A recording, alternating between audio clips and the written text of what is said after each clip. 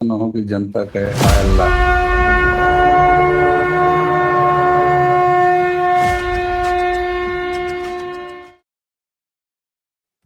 नमस्कार देवी और सज्जनों, व्यालोकवाणी में आप सभी का स्वागत है। और हमारी बाईं ओर की खिड़की में आप जिनको अभी देख रहे हैं, कुछ देर में वो आपकी दाहिनी खिड़की में हो जाएंगे। वो हैं अवनीश पीएन शर्मा जी, हमारे अग्रज प्रारब्ध के फाउंडर एडिटर। सर, आपका बहुत बहुत स्वागत है। चलो भाई, बहुत बहुत नमस्कार। बुलाने के लिए बहुत बहुत धन्यवाद और सभी दर्शकों को प्रणाम। जय जय श्री राम। सर, आजकल अयोध्या राम में है, उत्तर प्रदेश राम में है, पूरा देश राम में है। सबसे बड़ी और विचित्र बात यह है कि पूरा विपक्ष जो कभी प्रभु श्री राम के अस्तित्व तक से अदालतों में इनकार करता रहा, जिसने सारे षड्यंत्र किए कि प्रभु श्री राम लला का भव्य मंदिर न बन पाए, वो सब के सब राम में हो गए हैं। ऐसे में एक सवाल मेरे जहन में उठा कि दो कौड़ी के जो मौलाना थे तौकीर रजा साहब, अपनी सफेद और काली दाढ़ी में वो जब तब उत्तर प्रदेश शासन को चुनौती देते देते न जाने कहां बिला गए हैं। एक वीडियो किया था हमने, अब कहां गायब हो गए हैं। कहां है तौकीर? तौकीर कहां है? अगर आपकी मित्र आरफा की भाषा उधार लूं तो मेमदान कहाँ है? मेमदान कहाँ है? उसी तरह तौकीर कहाँ है? तौकीर कहाँ है? और अगर आपके दूसरे मित्र रवीश की भाषा लूं तो वो जिस तरह नाले में यमुना के पास चले जाते हैं किसी को खोजने, तो तौकीर रजा कहाँ है और क्या हो रहा है? आपके और दर्शकों के बीच से हटता हूँ, सीधा ओवर टू यू सर। बिल्कुल सर। तौकीर के साथ हुआ यह है, दो लाइनें याद आ रही हैं, वो कह दूं, उसके बाद फिर आगे अपडेट करता हूं कि तौकीर मियां कहाँ है। जब तक बिके न थे कोई पूछता न था, जब तक बिके न थे तो कोई पूछता न था, आपने खरीद के हमें अनमोल कर दिया। तो तौकीर रजा को योगी सरकार के एडमिनिस्ट्रेशन ने, योगी सरकार की पुलिस ने ऐसा खरीदा है साहब। अब खरीदने की मुद्रा अलग है, खरीदने का विनिमय भी अलग हुआ, और खरीदे जाने के बाद मियां तौकीर अभी भी जेल में हैं। और लगभग 16वीं उनकी जमानत याचिका आज से ठीक 1 महीना और 3 दिन पहले, यानी आज 10 तारीख है और जुलाई का महीना है, 7 जून बीता जो है, इलाहाबाद हाई कोर्ट ने उनकी 16वीं जमानत याचिका खारिज कर दी। जमानत याचिका खारिज हो गई। वो चलिए साहब, क्यों खारिज हुई, क्यों नहीं जमानत मिल पा रही है, जबकि हम में से हर तीसरा आदमी ये कहता हुआ नजर आता, अरे साहब छोड़िए, इस देश की न्यायपालिका क्या बात कर रहे हैं, 2 मिनट में जमानत लेके चला आएगा। लेकिन जमानत नहीं मिल रही। महत्वपूर्ण ये है कि अभी 7 जून को इलाहाबाद हाईकोर्ट के जस्टिस ने जब जमानत इनकी अस्वीकार की और खारिज की, तो कहा क्या? उन्होंने कहा कि हम आपको जमानत इसलिए नहीं दे रहे, या मुजरिम को जमानत इसलिए नहीं दी जा सकती कि ये जैसे ही बाहर जाएगा फिर दंगा करेगा। यह एक जस्टिस की टिप्पणी है जब उन्होंने खारिज किया। इसका मतलब क्या है? इसका मतलब यह है कि उत्तर प्रदेश सरकार की तरफ से जो भी वकील अपने साक्ष्य प्रमाण फाइंडिंग्स लेके अदालत के सामने रख रहे हैं, अदालत उससे कन्विंस्ड हुई और जज साहब फुली कन्विंस्ड होते हुए आधार बनाया कि तुमको छोड़ेंगे, तुम फिर दंगा करोगे। तो ये है दंगाइयों का इलाज और होमवर्क उत्तर प्रदेश की सरकार का।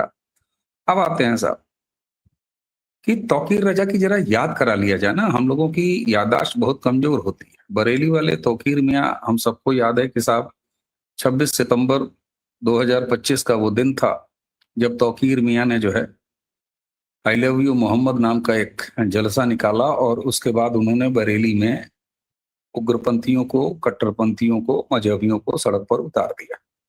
दंगा हुआ, पुलिस ने कंट्रोल किया, बहुत बड़ी साजिश थी, उसको विफल किया।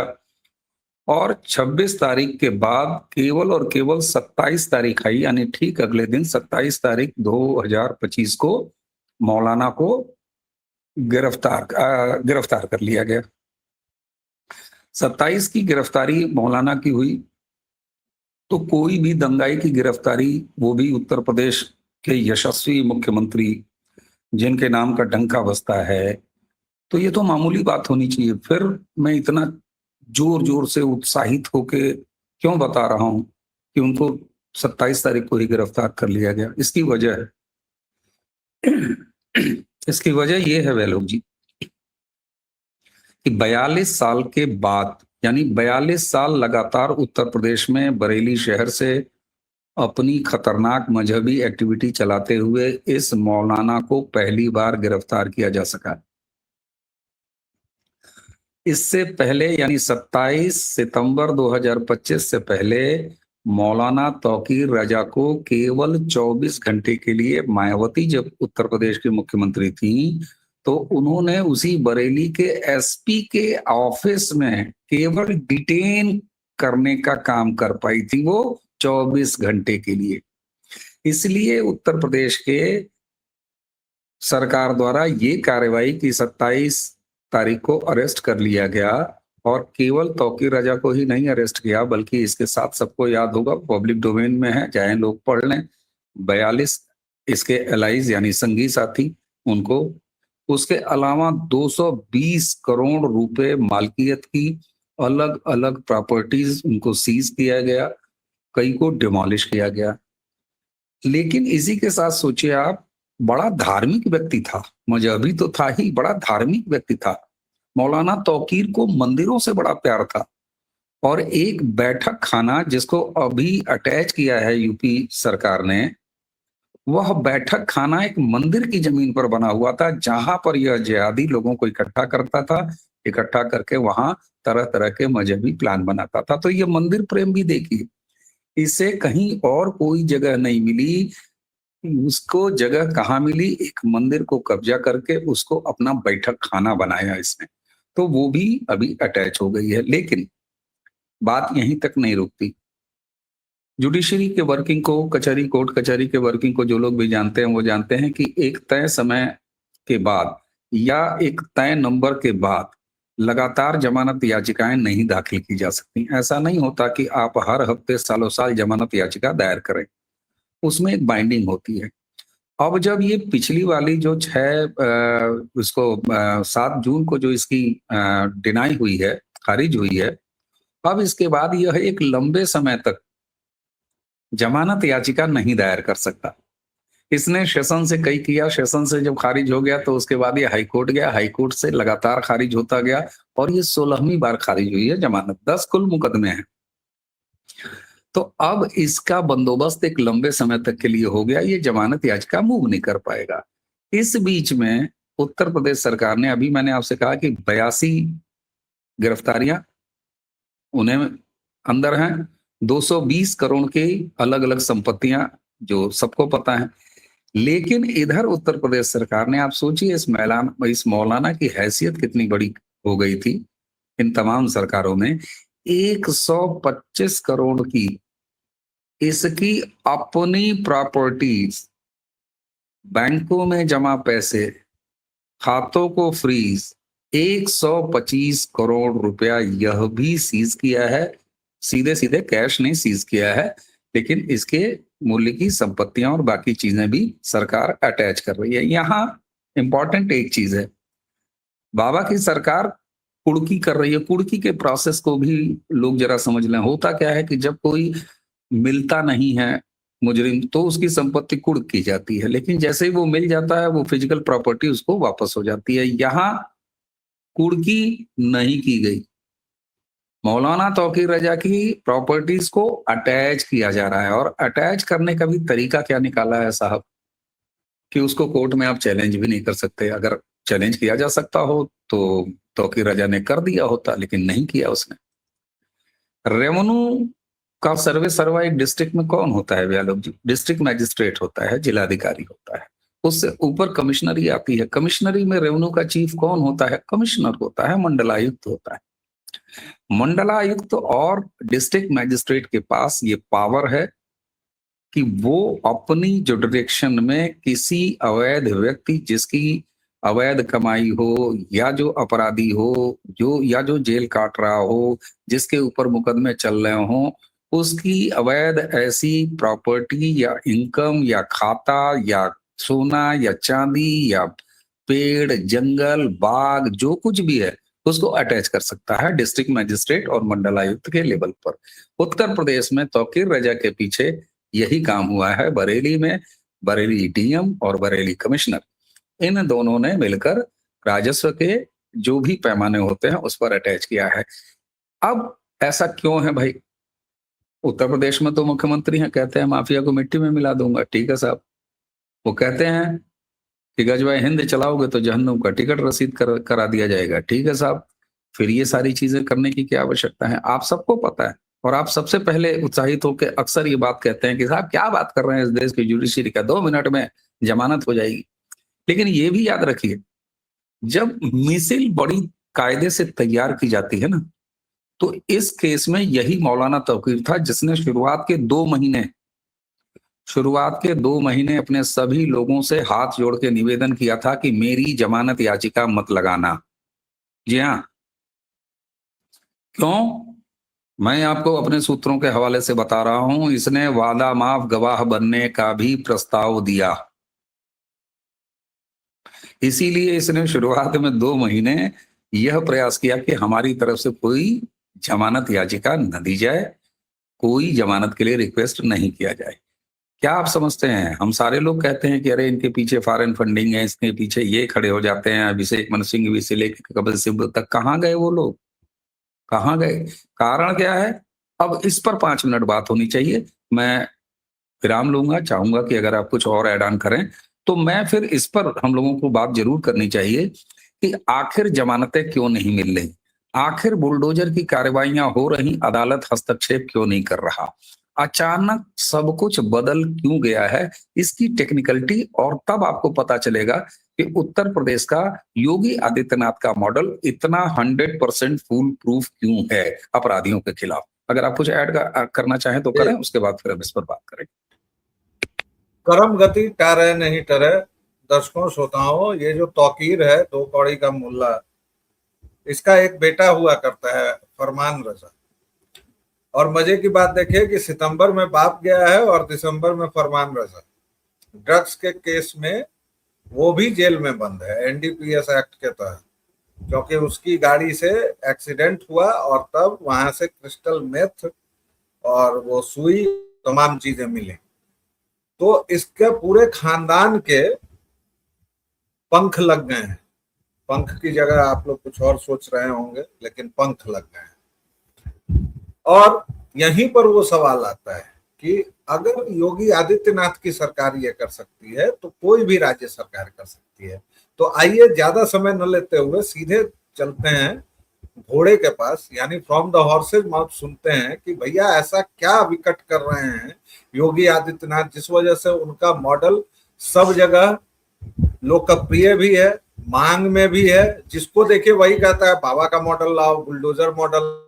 और क्यों उत्तर प्रदेश सरकार इस सख्ती और तैयारी से मुकदमे तैयार कर रही है कि तौकीर जैसा आदमी जेल में लगभग अब 1 साल हो जाएगा, सितंबर में साल पूरा हो जाएगा, वो सड़ रहा है। और ये हर एक जगह क्यों नहीं रेप्लिकेट हो रहा है? Sir, over to you, please conclude the session. आपका आखिरी लाइन जो है ना वो मेरे लिए ज्यादा इंटरेस्टिंग रही कि आखिर ये हर जगह और लागू क्यों नहीं हो पा रहा। ये इच्छा हमारी बरकरार रहनी चाहिए। इस इच्छा से और इस इच्छा को बार बार हमें दोहराते हुए रहना चाहिए कि फलाने काम क्यों नहीं हो रहा है, इतना हो गया ठीक है, रोटी चावल दाल बन गया, सलाद क्यों नहीं कटा, सलाद कट गया तो अब चटनी कहाँ है, अचार कहाँ है, सिरका क्यों नहीं मिला। ये लगातार हमारी भूख बनी रहनी चाहिए। ये हमारे लिए सौभाग्य की बात है कि 2014 के बाद से हमारी भूख बढ़ रही है। हमें लग रहा है कि नहीं, वरना तो कांग्रेस हमें 9 की जगह 12 सिलेंडर मिलेगा साल भर में, इस पर चुनाव लड़ गई थी और हम संतुष्ट थे। हमने उस कुछ नहीं कहा। ये अलग बात है कि 14 का चुनाव उनको हरा दिया। देखिए साहब, योगी जी ने ऐसा कौन सा जादू किया है कि सुप्रीम कोर्ट भी कहती है कि नहीं बुलडोजर सही चल रहा। आप याद कीजिए, 14 याचिकाएं एक साथ क्लब करके जब बुलडोजर के खिलाफ सुन रही थी सुप्रीम कोर्ट, तो उस समय जैसे ही 1 सप्ताह के लिए फैसला रिजर्व किया सुप्रीम कोर्ट ने सारी सुनवाई के बाद, तो आपके पुराने काम करने की जगह, जहां आज भी आपके बहुत सारे दोस्त, साथी, कलीग्स बने हुए हैं, सेक्टर 16 छाप मीडिया, सेक्टर 16 छाप मीडिया की ब्रेकिंग क्या होती थी उन दिनों? हम गया योगी का बुलडोजर, चाबी छीन लिया सुप्रीम कोर्ट ने, अब उल्टा योगी के घर चलेगा सुप्रीम कोर्ट का बुलडोजर, थम गया बुलडोजर, रुक गया बुलडोजर। उस समय प्रारब्ध पर मैंने एक सिंगल वीडियो और आपके साथ भी एक चर्चा करके ये कहा था, उसी सप्ताह के भर के भीतर जब फैसला रिजर्व था, मैंने कहा था कि सुप्रीम कोर्ट से जो फैसला आएगा ऐतिहासिक होगा और पूरे देश में बुलडोजर चलने का रास्ता खुल जाएगा। हुआ क्या? सुप्रीम वही कोर्ट हुआ। ने जब एक हफ्ते के बाद फैसला सुनाया, तो एक ही आधार था, जिसको लब्बो लुआब में कह दूं एक लाइन में, उन्होंने कहा कि किसी भी अवैध पर बुलडोजर चलाने से, उसे ध्वस्त करने से हम नहीं रोकते। यानी अवैध पर बुलडोजर हम रोकेंगे नहीं, और हमारा बाबा वैध पर बुलडोजर चलाता नहीं, अवैध को छोड़ता नहीं। और तो और उसी फैसले के साथ ही सुप्रीम कोर्ट ने 7 पेज का एक बुलडोजर गाइडलाइन बनाया, तय किया कि किस तरीके से अवैध प्रॉपर्टीज को बाकायदे, वो एक पूरी प्रक्रिया निर्धारित की। और उसका रिजल्ट क्या हुआ? योगी आदित्यनाथ ने पूरे भारत को अवैध पर बुलडोजर चलाने, कार्रवाई करने, ध्वस्त करने, जब्त करने, कुर्की करने, गिरा देने, इसका एक सुप्रीम कोर्ट से अनुमोदित गाइडलाइन तैयार करके पूरे भारत को समर्पित कर दिया। यह एक ऐतिहासिक काम भी योगी आदित्यनाथ के खाते में दर्ज है। आज वही 7 पेज की गाइडलाइन लेके हेमंता विश्व शर्मा धड़ाधड़ धड़ाधड़ 4 दिन के मुख्यमंत्री बने हैं, शुभेंदु अधिकारी के हाथ में वही 7 पेज का बुलडोजर गाइडलाइन, और फिर आप पूरे बंगाल में देख रहे हैं धड़ाधड़ धड़ाधड़। तो एक तो ये, अब इसके बाद उत्तर प्रदेश में किया गया है, एक चीज और बताता हूं। 27 में 10 साल पूरे हो जाएंगे ना, 1 दशक पूरा हो जाएगा योगी आदित्यनाथ की सरकार। इस गाइडलाइन से पहले भी हम लोगों ने अपने यहाँ का चरित्र क्या देखा है? एक कर्मचारी अगर सस्पेंड कर दिया जाता था, तो ये नियुक्ति का मामला है, तुरंत इलाहाबाद हाई कोर्ट का रुख करता था और वहां पर वकील सेट और तुरंत स्टे ऑर्डर लेके अपने अधिकारी के मुंह पर अगले दिन आके अगले कार्य दिवस में वो कर्मचारी मार देता था और कहता था साहब ये लो स्टे। नाली आप अपनी जगह बना रहे हैं, आपका पड़ोसी तुरंत सिविल या किसी कोर्ट में जाता था, एक फटाक से सिविल सूट दाखिल करके स्टे तुरंत मिल जाता था। प्राइमा फेसी सुनने के तुरंत बाद वकील आपको स्टे दिला देता था और वो स्टे ले आके आप मुंह पे मार देते थे। मैं बार बार चैलेंज करता रहा 2017 से कि भाई साहब मुझे ये बता दो ना कि जहां हर एक छोटी चीज के लिए स्टे मिल जाता, वहां ये लोग जो कह रहे हैं कि हाय अल्लाह हमारे ऊपर बुलडोजर चला दिया, अरे अरे अरे मेरे ऊपर बुलडोजर चला दिया। अबे तो इलाहाबाद हाई कोर्ट कहाँ है? क्यों नहीं स्टे ऑर्डर लेके आते हो? कुछ लोग गए भी, स्टे नहीं मिला। क्यों नहीं मिलता था स्टे?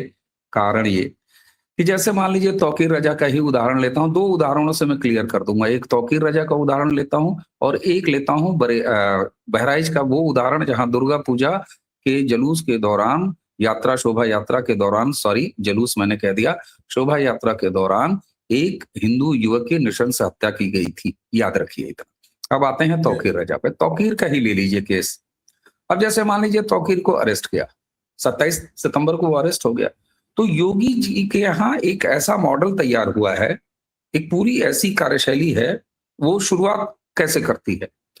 अपराधी को पकड़ा, यानी पुलिस, पुलिस ने बीएनएस की धाराएं दर्ज की। अब उसके बाद क्या करती है पुलिस? पुलिस इन्वेस्टिगेट करती है। इन्वेस्टिगेशन के दौरान वो कागज पत्तर उसका तैयार हो, ये काम कहाँ हो रहा है? मान लीजिए एसपी साहब के ऑफिस में हो रहा है, यानी पुलिस के ऑफिस में हो रहा है। पुलिस की एक मोडस ऑपरेंडी है। पुलिस जब जांच करती है तो मान लीजिए किसी भी अपराधी के उस पर्टिकुलर अपराध पर उसको तो ले आई, फिर पता करती है कि जरा इसका कुंडली निकालो और क्या क्या किया है इसने। तो पुलिस इस तरीके से रूटीन तरीके से अपना काम कर रही है, ठीक।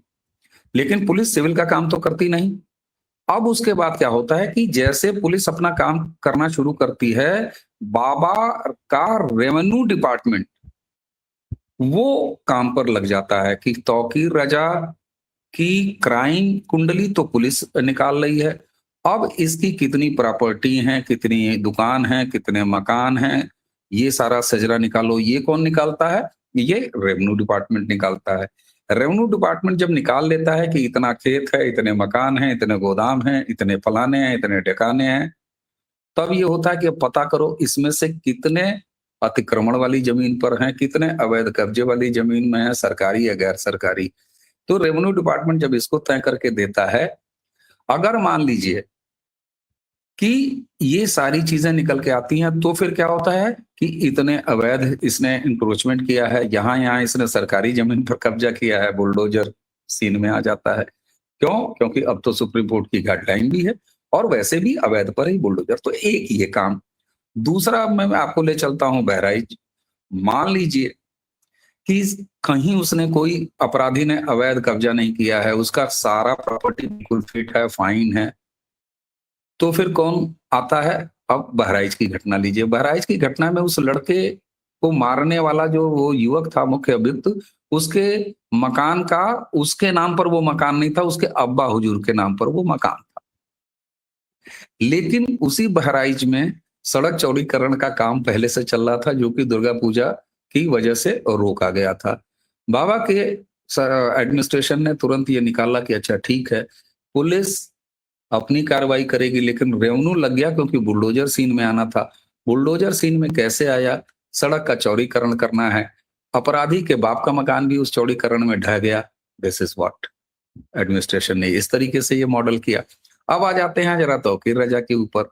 उदाहरण मैं दे रहा हूं, जैसे मान लीजिए कि अब उसकी अवैध प्रॉपर्टी आ गई और पता चला कि साहब कोई अवैध नहीं है, 5 मकान हैं लेकिन एको अवैध नहीं है, सब कुछ इसने सही जमीन पर बना रखा है। तब क्या होगा? तब आता है बरेली नगर निगम नाम का एक डिपार्टमेंट या एक संस्था। वो कहीं तालुका भी हो सकती है, वो कहीं तहसील भी हो सकती है, वो कहीं टाउन एरिया भी हो सकती है, वो कहीं नगर पालिका भी हो सकती है। क्यों? क्योंकि हमने गांव में भी बुलडोजर चलते हुए देखा है। अब होता है कि ठीक है भाई, इसके 4 मकान हैं, कोई अवैध कब्जा नहीं है। जरा नगर निगम में जो इस मकान का नक्शा जमा है, ये पता करो कि क्या उस नक्शे के अनुसार ही इस भवन का निर्माण हुआ है।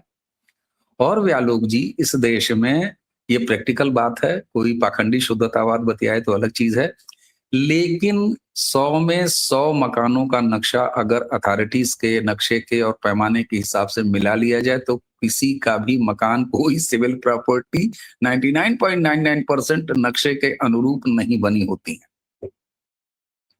तो फिर क्या मामला आता है?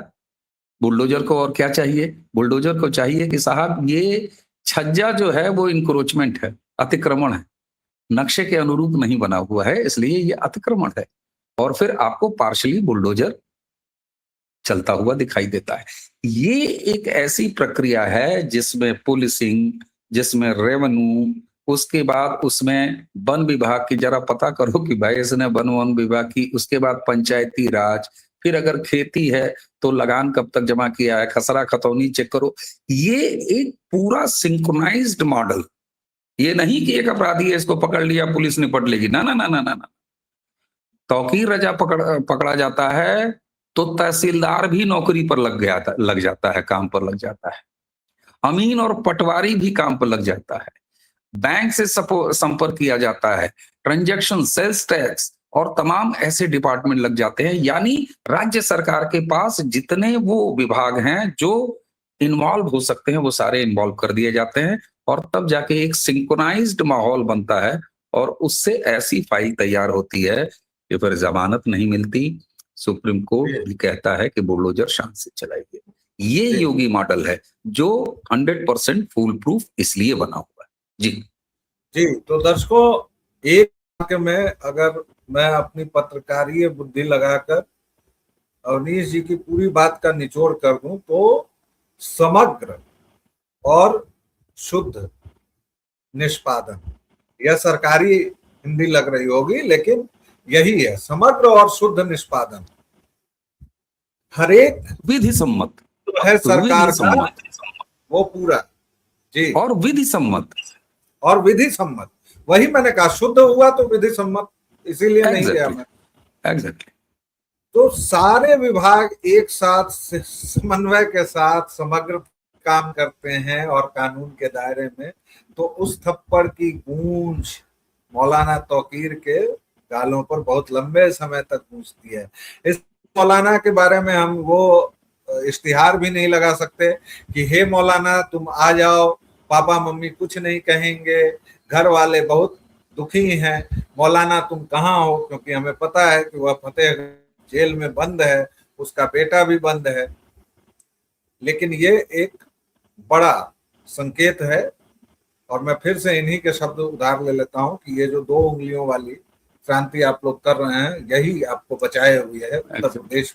इसी ने एक ऐसा मॉडल दिया है जिसकी मांग हम बिहारी भी कर रहे हैं। हालांकि 2005 में जब नीतीश जी आए थे तो 1 आध साल के लिए उन्होंने ये जलवे दिखाए थे, लेकिन उसके बाद की कहानी अलग हो गई। तो बिहार भी मांग रहा है, बंगाल भी मांग रहा है, और पूरा देश मांग रहा है। कल को कर्नाटक भी मांगेगा और हिमाचल भी मांगेगा, क्योंकि अति हो गई है। अभी के लिए इतना ही। आपको ये वीडियो कैसा लगा जरूर बताइएगा, और अच्छा लगा तो इसको आगे बढ़ाइए, लाइक शेयर और सब्सक्राइब कीजिए। मेरे दोनों ठिकाने आपको पता है, प्रारब्ध और व्यालोकवाणी। आप जितना स्नेह और प्रेम दे रहे हैं प्लीज उसको कायम रखिए, हमें बड़ा अच्छा लगता है। और फिर मिलेंगे, तब तक के लिए अवनीश भाई को धन्यवाद, मुझे दीजिए विदा। जय जय सिया राम। जय जय श्री राम। प्रणाम।